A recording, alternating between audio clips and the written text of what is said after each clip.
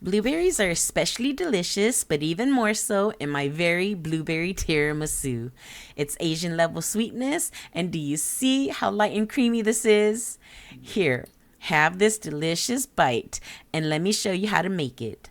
Start with 3 cups of blueberries, a half a cup of water, half a cup of sugar, half of a lemon juiced, and now cook it on medium heat until the juice is render, but not like this. Like this. Now reserve 1/2 cup to dip your ladyfingers in and continue cooking the rest until it has evaporated like this and set it aside to cool. Now let's make our blueberry mascarpone cream. We'll need 5 egg yolks and a half a cup of sugar.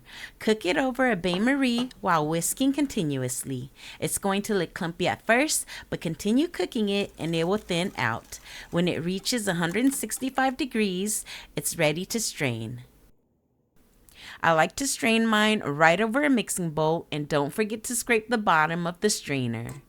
Now whip your cooked egg mixture on medium-low, and this will help it cool down. Don't forget to scrape your bowl well, especially the very bottom, so everything becomes smooth and creamy.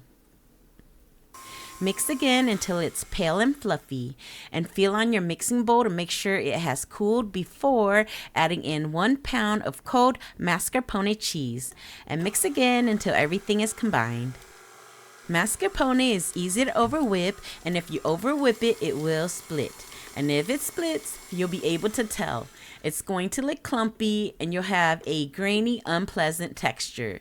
So I'm spending more time with this part to show you how I do it. Scraping your bowl often is essential in making this to prevent big clumps, especially on the bottom of the bowl where it gets stuck. Now once it's well combined, add in 1.5 cups of cold heavy whipping cream with at least 36% milk fat and 5-year-old vanilla. And mix.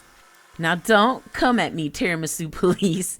If you want it more authentic, which this one is not, cook the egg whites like we did the egg yolks and fold it in.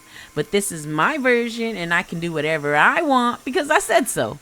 And you might even find that you like my version too. Sometimes using a lower mixing speed doesn't always combine the ingredients well enough, so you may have to up the speed as necessary to get everything homogeneous, and that's okay.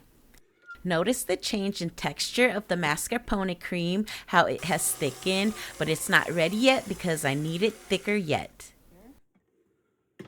It's better to underwhip than to overwhip mascarpone cream. When you lift the whisk up, it should hold a nice peak like this.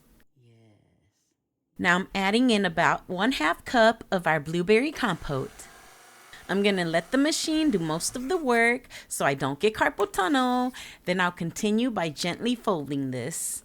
Isn't the color just gorgeous though? No food coloring necessary, and it's lovely.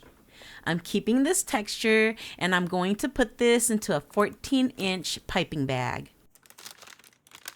I find this bag fits the perfect amount for 1 layer.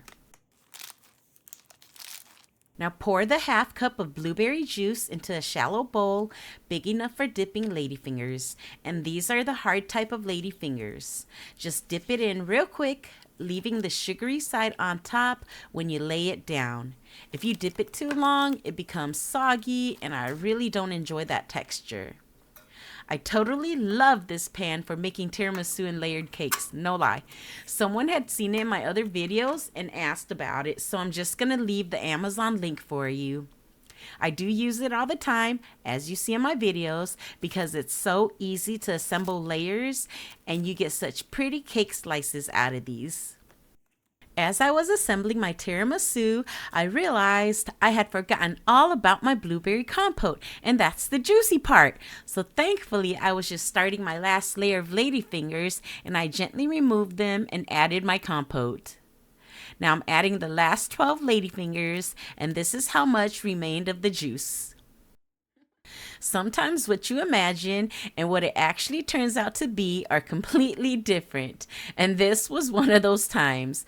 So I swiped out the bad idea and came up with a better design. Sometimes less is more. I ended up piping 6 dots and topping them with fresh blueberries. I finished it with a beautiful chicory flower from my yard, pesticide free of course, et voila! Don't forget to chill this for at least 4 hours before enjoying.